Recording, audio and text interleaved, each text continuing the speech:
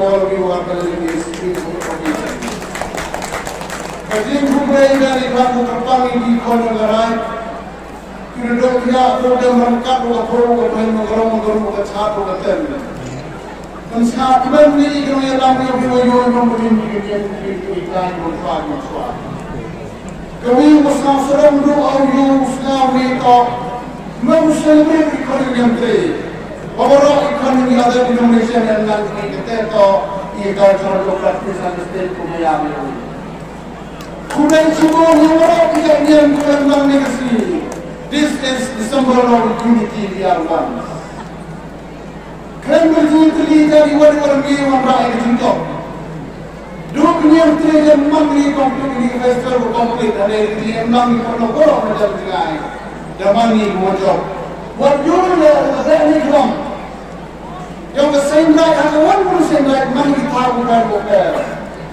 Sekarang seorang orang kalau tu dicuri saya beri tanya. Beh Dienkhlam itu memiliki politik.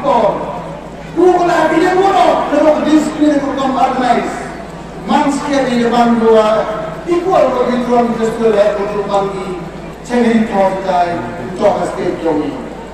Kumai cibon dengan yang lain yang kau, kemasnya cukup clear away ini sini. I wish you a very best. I wish you a happy Beh Dienkhlam to all who are present in this beautiful.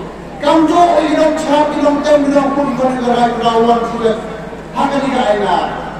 Satu niskami le, hanya sikit dicip disawin satu tahun ni, ada yang tidak punya lagi. Kemudian dalam itu kumai cibon yang mak pasti song. Welcome to yang cip disawin orang ni yongi. Orang Arab ini infrastruktur yang sedang mulai. Kerana tim sorkar manggai lalu kau ay kumai le yang cip disawin orang ni. Demi itu bukan kam. Kumai cibon, Beh Dienkhlam sudah orang-orang ini sini. Kumai cibon sudah jalan dia.